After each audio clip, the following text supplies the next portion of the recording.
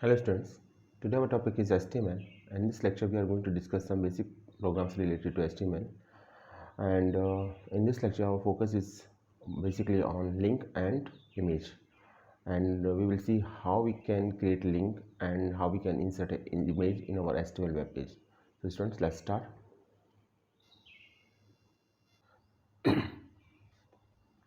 Students, जैसे हम जानते हैं अभी तक हम टोटल 9 प्रोग्राम्स को कवर कर चुके हैं, और एक्चुअली ये प्रोग्राम्स हम ऑलरेडी डिस्कस कर भी चुके हैं जब हमने HTML पढ़ाया था आपको।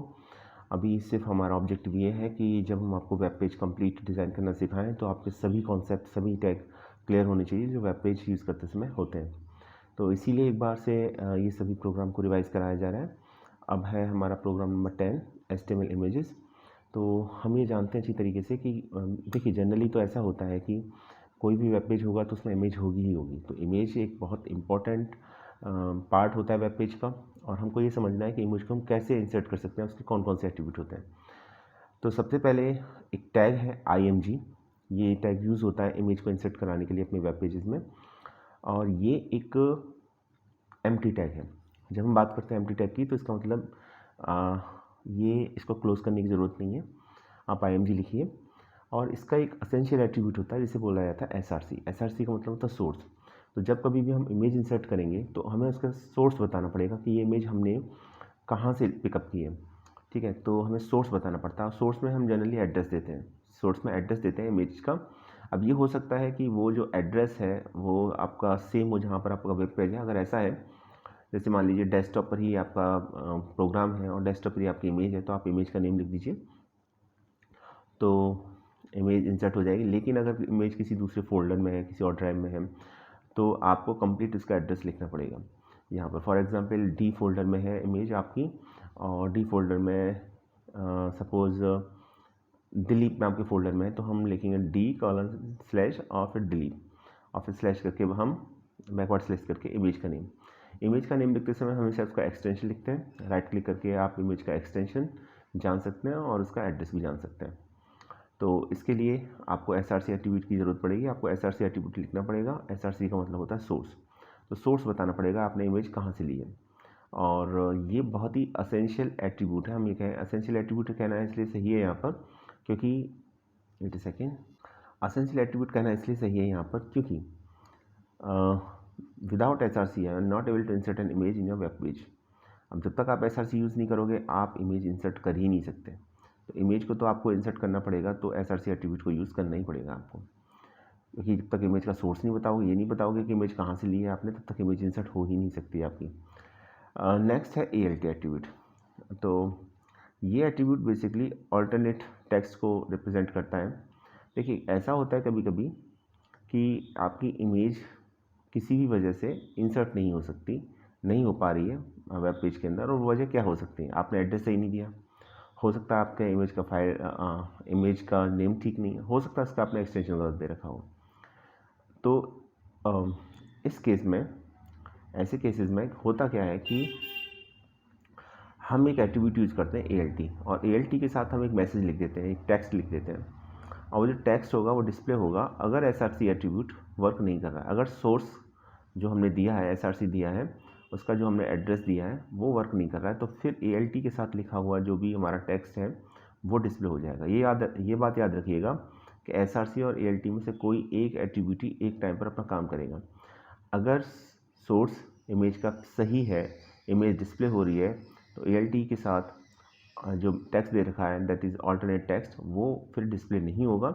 लेकिन अगर आपने SRC के साथ इमेज का एड्रेस या इमेज का एक्सटेंशन या इमेज के नेम, इनमें से कोई भी इन्फॉर्मेशन गलत दे रखी है जिसकी वजह से इमेज डिस्प्ले नहीं हो पा रही है, तो फिर ALT के साथ जो आपने दिया है वैल्यू दी ऑल्टरनेट टेक्स्ट की, वो आपकी डिस्प्ले होगी। इसलिए इसे ऑल्टरनेट टेक्स्ट बोला जाता है। ये तभी डिस्प्ले होगा जब किसी भी वजह से आपकी इमेज डिस्प्ले नहीं हो रही होगी। तो या तो इमेज डिस्प्ले होगी या टेक्स्ट डिस्प्ले होगा, दोनों में से कोई एक डिस्प्ले होगा, दोनों एक साथ डिस्प्ले नहीं होंगी। तो ये याद रखिएगा आप। क्लियर? आगे चले।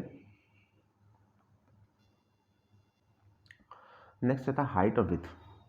हाइट और विथ ये भी बहुत इंपॉर्टेंट एट्रीब्यूट्स हैं, और इम्पॉर्टेंट इसीलिए हैं क्योंकि जब हम इमेज इंसर्ट करते हैं तो हमको इमेज की हाइट और विथ भी सेट करनी होती है। ठीक है। अब ये तो नहीं चाहेंगे कि कंप्लीट इमेज आपके कंप्लीट वेब पेज पर हो। ऑब्वियसली वेब पेज पर कुछ कंटेंट होगा, कुछ हेडिंग होगी, कुछ पैराग्राफ होगा, हो सकता है लिंक दे रखा हो, और लिस्ट और टेबल भी दे रखी हो सकती है। तो अदर एट्रीब्यूट्स का भी उसमें आपका वर्क होगा। तो थोड़ा सा ये है कि हमको फिर क्या करना होता है कि इमेज को एडजस्ट करना होता है, इमेज की हाइट देखनी पड़ती है। ठीक है, तो एडजस्ट भी होता है, अलाइनमेंट भी होता है, लेकिन वो हम बाद में बात करेंगे। पहले हम उसकी हाइट और विड्थ की बात करेंगे। तो हम अपने अकॉर्डिंग इमेज की हाइट और विड्थ को चेंज कर सकते हैं, सेट कर सकते हैं। और इसके लिए जो एट्रीब्यूट यूज़ होते हैं विड्थ और हाइट एट्रीब्यूट यूज़ होते हैं। तो हम जनरली इसको यूज़ करते ही करते हैं जब कभी भी हम एक इमेज इंसर्ट करते हैं वेब पेज में। और जब कंप्लीट वेब पेज हम बना रहे होते हैं तो इसको तो यूज़ करना ही होता है हमको, क्योंकि इसके बिना तो काम नहीं चलेगा। और वो इसकी एक सिंपल सी वजह है, वो ये है कि हम हमेशा ये चाहते हैं कि जो इमेज है वेब पेज का एक पर्टिकुलर पोर्शन ऑक्यूपाई करे। ऐसा नहीं कंप्लीट वेब पेज पर इमेज ही हो, तो उसको फिर हमें उस केस में उसकी हाइट और विड्थ को चेक करना पड़ता है, ये देखना पड़ता है कितनी है, और अगर वो ज़्यादा है या उसके हिसाब से तो हमें उसको एडजस्ट भी करना पड़ता है हाइट और विड्थ को। दूसरी बात ये भी है कि अगर आप इसकी हाइट और विड्थ को एडजस्ट कर रहे हैं तो आप CSS में जाके कैस्केडिंग स्टाइल शीट में जाके भी हाइट और विड्थ को सेट कर सकते हैं, अगर आप HTML के थ्रू नहीं कर रहे हैं तो।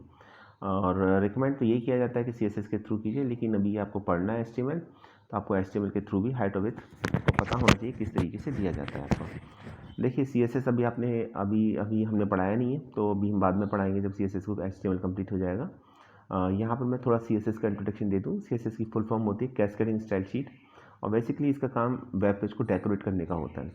ठीक है, HTML के टैग ये बताते हैं कि कंटेंट किस तरीके से डिस्प्ले होगा, जबकि CSS सिर्फ ये बताएगा कि वेब पेज को हम किस तरीके से डेकोरेट कर सकते हैं।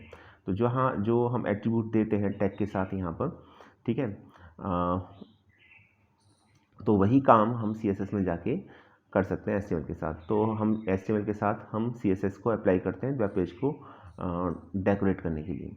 तो इसको हम आगे देखेंगे जब हम डिटेल में पढ़ेंगे CSS को कि किस तरीके से वेब पेज को डेकोरेट किया जा सकता है। तो ये भी है, लेकिन आप अभी सिंपल HTML यूज़ कर रहे हैं तो फिर आप विड्थ और हाइट एट्रीब्यूट को भी यूज़ करके आप इमेज की विड्थ और हाइट सेट कर सकते हैं।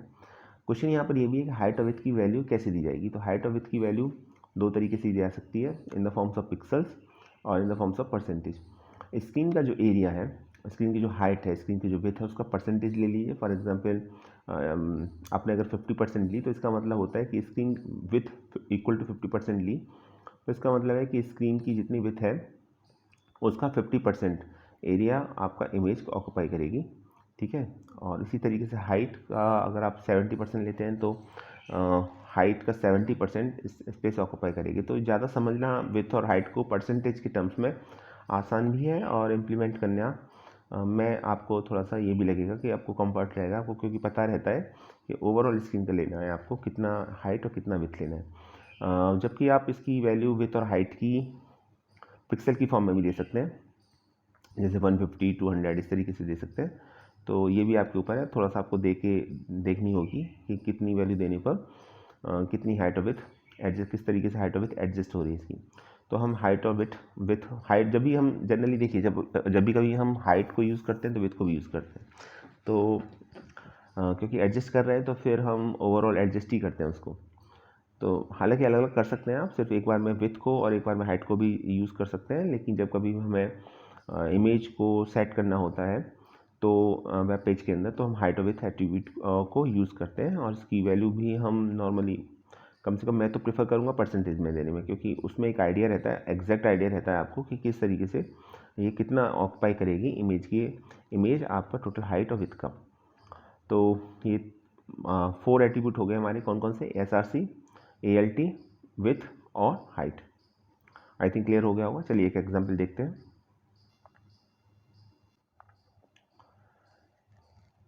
ये एक एग्जांपल है, ठीक है, 2 डिफरेंट एग्जांपल दे रखे हैं। एक तो सिंपल SRC और ALT के साथ दिया है, और एक में आपका SRC, हाइट, विड्थ, ALT सभी दे रखे हैं। इसमें एक बात याद रखिएगा आप कि जब कभी भी अगर हमने ALT नहीं दिया, ठीक है, ALT एट्रीब्यूट का यूज़ नहीं किया और किसी भी वजह से हमारी इमेज डिस्प्ले नहीं हो रही है, तो फिर ये याद रखिएगा कि कुछ भी डिस्प्ले नहीं होगा, आपको पता ही नहीं चलेगा कि प्रॉब्लम कहाँ है।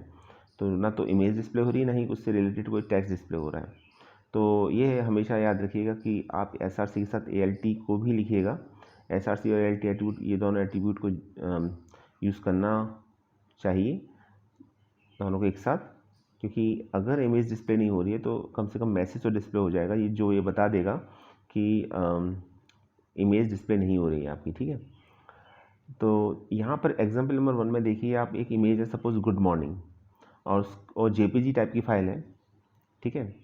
तो हम लिखेंगे IMG SRC equal to good morning dot JPG। यहाँ गुड मॉर्निंग डॉट JPG इसलिए लिखा हुआ है क्योंकि हम ये मान के चल रहे हैं कि जहाँ हमने वेब पेज क्रिएट किया, इमेज भी हमारी वहीं है, उसी लोकेशन पर। सपोज डेस्कटॉप पर है, डेस्कटॉप पर ही हमारा प्रोग्राम है और डेस्कटॉप पर भी इमेज है जिसका नेम गुड अंडरस्कोर मॉर्निंग है और उसका टाइप JPG है। तो हम क्या करेंगे, हम सिंपली लिखेंगे IMG और फिर SRC एट्रीब्यूट के साथ वैल्यू देंगे good underscore morning dot JPG। और फिर भी हम तो वेरी मच श्योर है कि ये इमेज डिस्प्ले हो जाएगी, लेकिन हम फिर भी चाहते हैं कि किसी भी वजह से, हो सकता है उसका एक्सटेंशन गलत हो, तो हम ये चाहते हैं कि मैसेज अल्टरनेट मैसेज डिस्प्ले हो जाए, कि अगर इमेज डिस्प्ले नहीं हो रही है तो वो मैसेज आ जाए स्क्रीन पर, वेब पेज का पार्ट बन जाए। तो हम ALT के साथ देंगे, ALT के साथ हमने दिया गुड मॉर्निंग फ्रेंड्स।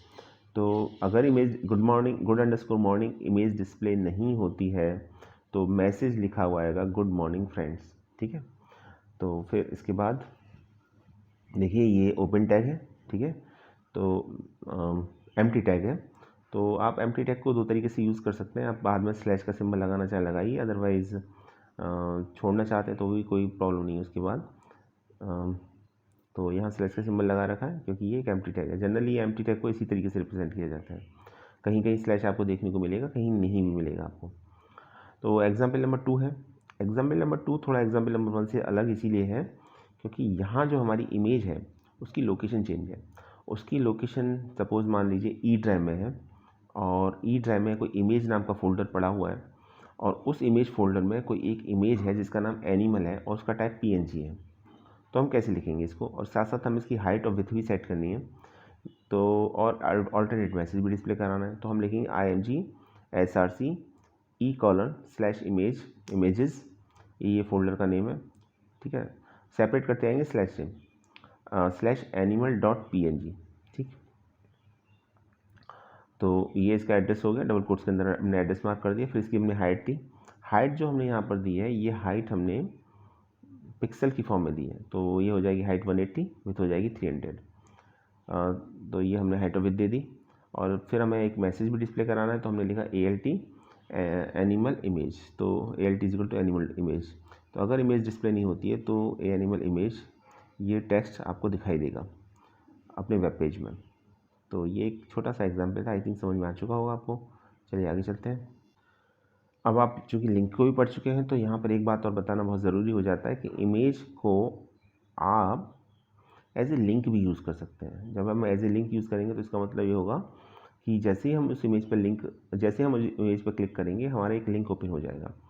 तो यहाँ पर मैं थोड़ा सा बता दूँ आपको कि लिंक के लिए, हालांकि आप पढ़ चुके हैं लेकिन फिर भी बता देते हैं, एंकर टैग यूज़ होता है, A से रिप्रेजेंट करते हैं, और उसके साथ एक एट्रीब्यूट यूज़ करते हैं HREF, जिसकी फुल फॉर्म होती है हाइपर टेक्स्ट रेफरेंस। तो बहुत इंपॉर्टेंट ये एट्रीब्यूट है, इसके थ्रू हम ये बताते हैं कि हमको जंप कहाँ करना है या हमको कहाँ पहुँचना है, डेस्टिनेशन क्या है। तो जो हमारी डेस्टिनेशन है, वेब पेज जहाँ हम जंप करना चाह रहे हैं, उसका हम URL लिख देते हैं कम्प्लीटली, ठीक है। और ये भी आपका ये आपका कंटेनर टैग है, ये एम्प्टी टैग नहीं है इमेज की तरह, तो ये ध्यान रखिएगा। तो हमने देखिए इसमें क्या किया। अच्छा, आपको इसको यूज़ कैसे करना होता है पहले मैं ये बता देता हूँ, तभी आपको समझ में आएगा कि इमेज को हम ऐसे लिंक कैसे यूज़ करते हैं। तो अभी जैसे मैंने बताया कि हम एंकर टैग लिखेंगे और उसका एक एट्रीब्यूट है, ये भी इसका असेंशियल एट्रीब्यूट है HREF, क्योंकि हमें हमेशा ये बताना होता है कि डेस्टिनेशन क्या है, उसका URL क्या है। तो HREF के साथ हमने एड्रेस लिख दिया है जिस वेब पेज पर जंप करना है। सपोज हमें google.com पर जाना है तो google.com का कंप्लीट URL लिख दिया गया है यहाँ पर, ठीक है। इसके बाद आपको क्या करना है, इसके बाद जब इस ओपन टैग को क्लोज़ करेंगे तो फिर हम कोई मैसेज लिखेंगे, और मैसेज लिखने के बाद वो मैसेज लिंक का काम करेगा, और फिर हम एंकर टैग को क्लोज़ कर देंगे। लेकिन चूंकि हमें इमेज को लिंक बनाना है तो हम उस मैसेज की जगह इमेज IMG टैग का यूज़ करेंगे, तो फिर वो इमेज जो है वो लिंक बन जाएगी आपकी, ठीक है। तो हमने उस मैसेज की जगह लिख दिया IMG SRC robot.png। तो कोई इमेज है रोबोट नेम की जिसका टाइप आपका जेपीजी है, ठीक है। उसकी हाइट हमने 100 ले ली, विथ भी हमने 100 ले ली। लिंक बनाते हैं तो हाइट और विथ हम कम ही रखते हैं ताकि वेब पेज को समझ में, उसमें और भी कंटेंट होगा तो ये समझ में आ जाए ये एक लिंक है, इस पर क्लिक करने से हम कहीं जंप कर रहे हैं, कहीं जा रहे हैं, किसी और साइट पर हम जा रहे हैं। तो रोबोट इमेज पर जिसकी हाइट और विथ 100 पिक्सल दे रखी है, उस पर क्लिक करने से आप जंप कर जाओगे google.com के पेज पर, और फिर हमने एंकर टैग को क्लोज कर दिया। तो इस तरीके से हम एक इमेज को एक लिंक की तरह भी सेट कर सकते हैं। आई थिंक क्लियर हो गया होगा। चलिए आगे चलते हैं, बात करते हैं अलाइन की, कि आप किस तरीके से इमेज को अलाइन कर सकते हैं। देखिए जनरली हम लेफ़्ट या राइट अलाइन करते हैं, या हम सेंटर अलाइन करना चाहें तो सेंटर अलाइन भी कर सकते हैं। तो इसके लिए एक एट्रीब्यूट यूज़ होता है, और वो एट्रीब्यूट है का नेम है अलाइन, और इसकी वैल्यू हम राइट या लेफ़्ट लेते हैं, ठीक है, जनरली। तो यहाँ एक छोटा सा प्रोग्राम दे रखा है और अलाइन एट्रीब्यूट के साथ दे रखा है, और एक एट्रीब्यूट और है जिस एट्रीब्यूट का नाम है बॉर्डर। तो हम इमेज का अगर बॉर्डर सेट करना चाहते हैं तो बॉर्डर भी बना सकते हैं, और उससे क्या होगा कि इमेज का थोड़ा सा लुक थोड़ा बेहतर हो जाता है। तो दो एट्रीब्यूट और सीखेंगे हम इसके अंदर, एक बॉर्डर और एक अलाइन। तो होगा क्या, HTML से प्रोग्राम स्टार्ट होगा, then head, then title, and then फिर हेड को क्लोज करेंगे, और फिर बॉडी, और बॉडी के अंदर ही हमको इमेज टैग को यूज़ करना होता है, ये तो हम सब जानते ही हैं। तो एक पैराग्राफ दे दिया, पैराग्राफ हो सकता है नहीं भी हो सकता, तो पैरा दे दिया, सेटिंग इमेज अलाइनमेंट। और फिर इसके अंदर हमने क्या काम किया, हमने img टैग को यूज़ किया। तो img टैग को जब यूज़ किया तो हमने सोर्स दे दिया myimage.jpg, इमेज का नाम है माई इमेज और टाइप उसका jpg। एक मैसेज लिख दिया alt, जिसका मैसेज का नेम है टेस्ट इमेज, ठीक है। तो अगर किसी भी वजह से ये इमेज डिस्प्ले नहीं होती है तो ये मैसेज डिस्प्ले ज़रूर होगा। और बॉर्डर दे दिया हमने 3, तो इमेज का एक बॉर्डर होगा इस केस में। तो ये एक नया एट्रीब्यूट और हमने सीखा। अभी तक हम 4 एट्रीब्यूट अभी हमने पढ़े थे, कौन कौन से, SRC, ALT, हाइट और विथ, और ये एक और एट्रीब्यूट है जिसका नाम है बॉर्डर। तो बॉर्डर की वैल्यू सेट कर, पिक्सल की फॉर्म में हमने वैल्यू दे दी इसकी, देखिए 3 वैल्यू दी है इसकी। आप वैल्यू थोड़ी कम और ज़्यादा भी कर सकते हो, उसकी बढ़ा सकते हो घटा सकते हो थोड़ा सा। और फिर अलाइन, तो अलाइन एट्रीब्यूट है इमेज को लेफ्ट अलाइन या राइट अलाइन करने के लिए। तो आप लेफ्ट दीजिए तो लेफ्ट अलाइन हो जाएगा, राइट देंगे तो राइट अलाइन हो जाएगा। और अगर आप सेंटर करना चाहते हैं तो आप सेंटर टैग का यूज़ कीजिए। तो सेंटर टैग के अंदर अगर हम img को लिखेंगे, जो एक कंटेनर टैग है, तो इमेज आपकी सेंटर अलाइन हो जाएगी। उसके बाद बॉडी को क्लोज कर दिया। सेंटर को एज ए आप यहाँ पर वैल्यू यूज़ नहीं कर सकते। सेंटर को करने के लिए आपको क्या करना पड़ेगा, आप इसको एक काम कीजिए, center as a tag use कीजिए, ठीक है। तो सेंटर टैग के अंदर img को डिफाइन करेंगे तो जो भी इमेज होगी वो सेंटर अलाइन हो जाएगी। फिर फाइनली बॉडी को क्लोज करते हैं और हमारा प्रोग्राम ओवर हो जाएगा। तो इससे बॉडी को क्लोज करने के बाद हमें HTML को तो ऑब्वियसली क्लोज करना ही होता है, रूट टैग है हमारा। तो ये एक प्रोग्राम बना छोटा सा, जिसके अंदर हमने समझा कि हम इमेज को अलाइन भी कर सकते हैं। उसके लिए अलाइन एट्रीब्यूट यूज़ होता है, इसकी वैल्यू राइट या लेफ्ट ले सकते हैं। और अगर हम बॉर्डर लेना चाहते हैं तो बॉर्डर एट्रीब्यूट यूज़ कर सकते हैं हम उसका। तो एक छोटा सा प्रोग्राम है, आप भी ले करके देखिएगा, ठीक है। और एक ऐसा प्रोग्राम बनाइएगा जिसमें सभी एट्रीब्यूट यूज़ हो रहे हो इसके, तो और आपको अच्छा समझ में आएगा। चलिए आगे चलते हैं। ये एक और प्रोग्राम दे रखा है इसमें, तो ये भी अलाइनमेंट का ही प्रोग्राम है। फ़र्क सिर्फ इस बार इतना है कि इमेज का एड्रेस देखिए आप SRC में, तो इमेज आपकी कहीं किसी और फोल्डर में है, सेम लोकेशन सेम नहीं है आपके सोर्स कोड की और इमेज की, ठीक है। तो ये इमेज है आपकी F ड्राइव में, एक फ़ोल्डर है डेटा 6, उसमें भी उसमें इमेज है माई इमेज 2 और टाइप उसका JPG, ठीक है। तो ये कॉन्सेप्ट बोला जाता है absolute address and relative address. तो आप रिलेटिव एड्रेस में आप कम्प्लीटली जो भी फोल्डर जिसका भी आप जहाँ से भी आपने है वो सब आप मेंशन करते हैं, जबकि एब्सोल्यूट एड्रेस में सिर्फ जो हम एड्रेस लिखते हैं करंटली जो नेम होता है उसका टाइप होता है सिर्फ वही मेंशन करते हैं। तो img src f:/data6/myimage2.jpg लिखा हुआ है, तो उसका ये रिलेटिव एड्रेस लिखा हुआ है। फिर alt टेस्ट इमेज, तो मैसेज हमने डिस्प्ले करा दिया। अगर किसी वजह से इमेज डिस्प्ले नहीं होती, मान लीजिए इस फोल्डर में ये इमेज है ही नहीं है, उसका टाइप कुछ और है, ठीक है, और बॉर्डर ले लिए 3 और अलाइन ले लिया राइट। तो इस बार राइट अलाइनमेंट होगा। तो पिछली बार लेफ्ट अलाइनमेंट था, इस बार राइट अलाइनमेंट होगा। तो पिछले प्रोग्राम से अगर हम कंपेयर करें तो फ़र्क सिर्फ आपको 2 फ़र्क देखने को मिलेंगे। पहला तो ये कि हमने यहाँ पर एड्रेस आपका लोकेशंस अलग है आपकी इमेज की, तो हमने कंप्लीट एड्रेस देंगे उसका, और अलाइनमेंट हमने यहाँ पर राइट किया है। तो ये एक छोटा सा प्रोग्राम था, आप इसको भी कर सकते हो। अब ये नहीं कि आप इस प्रोग्राम को कर रहे हो और आपके पास कोई माई इमेज नाम की कोई इमेज ही नहीं है, या आपने रीनेम कर दिया तो टाइप नहीं देखा उसका, तो ये भी देख लीजिएगा आपके पास ये इमेज होनी चाहिए। नहीं है तो कोई और इमेज का नेम दे दीजिए, उसका टाइप जरूर देख लीजिएगा और लोकेशन देख लीजिएगा उस लोकेशन पर वो है भी या नहीं। अगर नहीं है तो फिर मैसेज डिस्प्ले हो जाएगा, टेस्ट इमेज डिस्प्ले नहीं होगी। चलिए आगे चलते हैं। ये कंप्लीट हम इमेज के बारे में हो गया हमारा। ये प्रोग्राम नंबर 10 था। ठीक है, तो कौन कौन से एट्रीब्यूट हमने सीखे समझे। पहला है SRC, टैग का नेम है IMG, एट्रीब्यूट है SRC। SRC के बाद है आपका ALT, हाइट, विड्थ, बॉर्डर, और एक और लास्ट में पढ़ा था हाइट विथ बॉर्डर के साथ क्या था एक लास्ट में, अलाइन एट्रीब्यूट। ठीक है, अब ये प्रोग्राम नंबर 11 है। और भी एट्रीब्यूट होते हैं लेकिन ये मेन एट्रीब्यूट मैंने आपको बताया। अब ये प्रोग्राम नंबर 11 है। लिंक के बारे में पढ़ते हैं हम। तो लिंक के बारे में भी हमने थोड़ा सा देखा कि हम इमेज को कैसे लिंक बना सकते हैं। तो ये प्रोग्राम नंबर 11 है, इसके बारे में समझ लीजिए आप कैसे होगा ये। Creating link in HTML। ठीक है, तो लिंक को हाइपर लिंक भी बोला जाता है। एक्चुअली इसका काम एक वेब रिसोर्स को दूसरे वेब रिसोर्स से कनेक्ट करने का होता है। तो इसके लिए जो हम टैग यूज़ करते हैं, अभी जैसे मैंने थोड़ी देर पहले बताया था, मैं एक बार और बता देता हूँ। एंकर टैग यूज़ करते हैं, ए से रिप्रेजेंट किया जाता है, और ये एक कंटेनर टैग है तो आपको ए और /a दोनों यूज़ करने पड़ेंगे, यानी ओपन और क्लोज टैग दोनों यूज़ करने पड़ेंगे। और इसके बीच में आपको जो भी लिंक का नेम है वो लिंक आपको नेम देना पड़ेगा। लिंक का नेम हमेशा अंडरलाइन रहता है। ठीक है, तो ये जो हमें बताता है कि आउटपुट में तो जो हमें बताएगा कि ये एक लिंक है, इस पर क्लिक करोगे तो आप किसी दूसरे वेब पेज पर जंप कर जाओगे, या कहीं और वेब रिसोर्सेज पर जंप कर जाओगे आप। ये नीचे एक सिंटेक्स दे रखा है छोटा सा आपका बड़ा, तो इसमें एक एट्रीब्यूट है और ये इसका एसेंशियल एट्रीब्यूट है जिसका नेम है HREF। HREF का मतलब होता है हाइपरटेक्स्ट रेफरेंस। तो इसमें हम हमेशा URL देते हैं जहाँ हमको जंप करना है, डेस्टिनेशन जहाँ हमें पहुँचना है, तो वो हम एड्रेस दे देते हैं उसका URL कम्प्लीटली।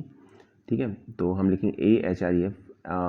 ऐसा नहीं देखने को मिलेगा आपको कहीं भी कि आप एंकर टैग यूज़ करें और HREF यूज़ ना करें। जैसे इमेज के साथ SRC को यूज़ करते ही थे हम, क्योंकि अगर सोर्स नहीं बताएंगे इमेज का तो इमेज डिस्प्ले नहीं होगी। उसी तरीके से जब तक हम डेस्टिनेशन नहीं बताएंगे तो एंकर टैग का कोई मतलब नहीं है। तो हम जो भी हमारा डेस्टिनेशन जहाँ हमें पहुँचना है वेब पेज का, फाइनली जहाँ हम जंप करना है, वो HREF के साथ हमें इसका URL लिखना होता है। ठीक है, फिर इसको क्लोज़ किया हमने ओपन टैग को, और फिर हमने लिंक का नेम लिखा। जैसे मैंने लिंक का नेम लिख दिया टेक्स्ट लिंक। तो जब आप प्रोग्राम को एग्जीक्यूट करोगे तो लिंक बना जाएगा जिसका नेम टेक्स्ट लिंक होगा, ये अंडरलाइन होगा। और फिर /a क्लोज़ कर दिया हमने, क्योंकि ये कंटेनर टैग है। याद रखिएगा IMG एक आपका एम्प्टी टैग था, जबकि एंकर टैग आपका एक क्लोज टैग है। आगे चले, ये देख लीजिए थोड़ा एक्सप्लेनेशन इसका। HREF था, HREF जैसे लिखा हुआ था, HREF activity is used to specify the destination address of the link used. HREF हमेशा जो डेस्टिनेशन का एड्रेस होता है, ठीक है, उसको बताता है आपको। और टेक्स्ट लिंक क्या है, ये बेसिकली विजुअल पार्ट होता है लिंक का, जो ये बताता है कि ये लिंक है, इस पर जंप करोगे तो आप जो भी आपने HREF के साथ एड्रेस लिखा है URL, उस पेज पर पहुंच जाओगे। तो ये इसका सिंटेक्स है। एक प्रोग्राम और देखते हैं इसका। प्रोग्राम देखने से पहले कुछ एग्जाम्पल, जैसे सपोज़ मुझे अपने वेब पेज में एक लिंक बनाना है जिसके थ्रू मैं गूगल के पेज पर जंप कर जाऊँ। तो ये लिखेंगे, HREF लिखेंगे, URL लिख दिया हमने https www.google.com, और एंकर टैग को क्लोज़ कर दिया, ओपन टैग को क्लोज़ कर दिया। उसके बाद हमने लिंक का नेम लिखा, लिंक का नेम भी हम गूगल सर्च लिख दे रहे हैं, तो हमने गूगल सर्च लिख दिया, फिर एंकर टैग को क्लोज़ कर दिया। तो अभी हमारे प्रोग्राम में अगर हमने इसको यूज़ किया है तो हमारा एक लिंक बनाएगा गूगल सर्च लिखाएगा, अंडरलाइन होगा। जैसे ही हम उस पर क्लिक करेंगे तो हम गूगल पेज पर पहुंच जाएंगे। ठीक है, इसी तरीके से अगर आपको अपने स्कूल की जो आपकी वेबसाइट है आपको वहाँ पहुँचना है तो आप वो भी लिंक बना सकते हैं। कैसे, HREF आपका स्कूल है APS वाराणसी, तो उसकी वेबसाइट है apsvaranasi.org। तो आप लिखेंगे AHREF www.apsvaranasi.org। ये हमने इसका कंप्लीट URL लिख दिया और फिर हमने ओपन टेक को क्लोज़ किया। लिंक का नेम दिया हमने APS वाराणसी। तो लिंक का नेम ही APS वाराणसी। जैसे ही आप APS वाराणसी पे क्लिक करोगे तो आप APS वाराणसी के होम पेज पर पहुंच जाओगे। और फिर हमने एंकर टैग को क्लोज़ कर दिया क्योंकि ये कंटेनर टैग है। इसी तरीके से ये तो खैर थे आपके कॉन्सेप्ट समझ में आ चुका होगा। लेकिन यहाँ मैं एक बात और बता दूँ कि ऐसा भी कर सकते हो आप कि किसी एक इमेज को लिंक बना दो, जो अभी हमने थोड़ी देर पहले देखा था। ठीक है, तो इमेज को लिंक बना दो। अभी तक हमने टेक्स्ट को लिंक बनाया है। टेक्स्ट था गूगल सर्च पे क्लिक किया तो हम गूगल पेज पे पहुंच गए क्योंकि हमने URL दे रखा था। हमने APS वाराणसी पर क्लिक किया। APS वाराणसी एक टेक्स्ट था, इसको हमने लिंक बना रखा था, तो हमने APS वाराणसी की साइट पर पहुंच जाएंगे क्योंकि हमने APS वाराणसी का URL दे रखा था HREF के साथ। लेकिन अगर हम ऐसा चाहते हैं कि एक आपके पास इमेज है, उस इमेज पर क्लिक करें तो वो इमेज एक लिंक का काम करे, तो आप यहाँ क्या काम करेंगे? पहली बात ये समझ लीजिए कि आप काम ये करेंगे कि फिर आप उस इमेज को लिखेंगे टेक्स्ट की जगह। और इमेज को मेंशन करने के लिए हम IMG टैग को यूज़ करते हैं। तो हम लिखेंगे IMG SRC और जो भी इमेज का एड्रेस है वो लिख देंगे। ALT यूज़ करना चाहते हो तो ALT यूज़ कर लीजिए।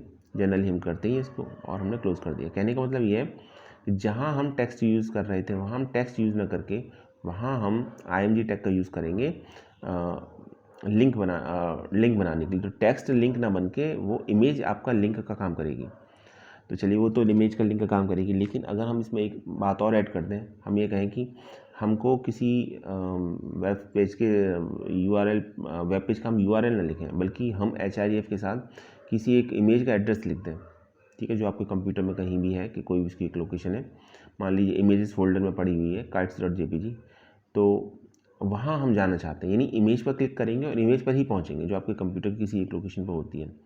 तो वो भी कर सकते हैं। तो HREF के साथ फिर हम उस इमेज का एड्रेस लिख देंगे, ठीक है, जहाँ हमको पहुँचना है, यानी डेस्टिनेशन का एड्रेस। तो यहाँ हमारा डेस्टिनेशन एक वेब पेज नहीं है, यहाँ हमारा डेस्टिनेशन खुद एक इमेज है। तो लिंक भी इमेज है और जहाँ हमें पहुँचना वो भी एक इमेज है। तो करेंगे ये कि चूँकि लिंक एक इमेज का काम कर रही है, तो हम इमेज को एंकर टैग के अंदर लिखेंगे, IMG टैग को एंकर टैग के अंदर लिखेंगे ताकि हमारी इमेज लिंक बन जाए। और फिर हम HREF के साथ भी इमेज का एड्रेस देंगे ताकि हम इस इमेज पर लिंक करने के बाद हम दूसरी एक इमेज पर पहुंच जाए। तो इस केस में काइट डैश थंब पर क्लिक करने पर आप kites.jpg इमेज पर जंप कर जाओगे। तो एक छोटा सा प्रोग्राम था, कॉन्सेप्ट था, आई होप समझ में आ चुका होगा। चलिए आगे देखते हैं। अभी कॉन्सेप्ट आता है एब्सोल्यूट URL का और रिलेटिव URL का। तो लिखा हुआ है absolute URL is the URL that includes every part of the URL format such as protocol, host name, path name of the documents. तो ये एब्सोल्यूट URL है आपका https www.google.com, इसी तरीके से https www.example.com। तो ये सभी आपके एग्जाम्पल हैं एब्सोल्यूट URL के। और जब आप रिलेटिव URL की बात करते हैं तो ये रिलेटिव URL आपका इस तरह से होता है contact.html, images/smiley.png। ठीक है, तो ये रिलेटिव URL है जिसमें कभी भी HTTP ये नहीं आता, तो ये बात भी याद रखिएगा। अब एक और होता है आपका टारगेट एट्रीब्यूट, इसके साथ जो हम जनरली यूज़ करते हैं। तो उसकी 4 वैल्यूज़ हो सकती हैं। बाय डिफ़ॉल्ट जो वैल्यू होती है अंडरस्कोर सेल्फ होती है। 4 वैल्यूज़ होती हैं underscore blank, underscore parent, underscore self, underscore top. ये टारगेट एट्रीब्यूट ये बताता है कि आपका वेब पेज कहाँ ओपन होगा, जो आपने एड्रेस दिया है वो कहाँ ओपन होगा, सेम में होगा, डिफरेंट विंडो में ओपन होगा या डिफरेंट टैब में ओपन होगा। तो देखिए बाय डिफ़ॉल्ट तो होता है सेल्फ में, यानी जो वेब पेज ओपन है उसी में आपका जो आपका वेब पेज है, लिंक है, वो आपको ओपन हो जाएगा। तो आप उसकी value target is equal to underscore self दे सकते हैं, और अगर नहीं देंगे तो ये बाय डिफ़ॉल्ट होता ही है। लेकिन अगर target is equal to underscore blank देते हैं तो ये जो लिंक डॉक्यूमेंट है ये एक न्यू विंडो या टैब में ओपन होगा। अगर आप अंडरस्कोर पेरेंट देते हैं तो जो आपका लिंक डॉक्यूमेंट है वो पेरेंट विंडो में ओपन होगा। और अगर आप target is equal to underscore top देते हैं तो जो लिंक डॉक्यूमेंट होगा वो फुल ब्राउज़र विंडो में ओपन होगा। तो ये डिफरेंट वैल्यूज़ हैं टारगेट एट्रीब्यूट की। टारगेट एट्रीब्यूट एक बहुत इंपॉर्टेंट एट्रीब्यूट है। बाय डिफ़ॉल्ट इसकी वैल्यू अंडरस्कोर सेल्फ होती है। ये कई बार MCQ टाइप क्वेश्चन में पूछा जा चुका है। और इसकी 4 वैल्यूज़ होती हैं, ठीक है। नॉर्मली हम अंडरस्कोर ब्लैंक प्रेफर करते हैं इसकी वैल्यू को, लेकिन 2 वैल्यूज़ और हैं, अंडरस्कोर पेरेंट और अंडरस्कोर टॉप। तो स्टूडेंट, ये था आज का हमारा वीडियो। आई होप अभी आपको समझ में आ चुका होगा, और नेक्स्ट वीडियो में हम इसी को कंटिन्यू करेंगे, और जो हमारा लास्ट वीडियो होगा इसके रिलेटेड HTML से मेन टैग से रिलेटेड, उसके बाद हम कंप्लीट वेब पेज को स्टडी करेंगे। Okay, thanks for watching this video.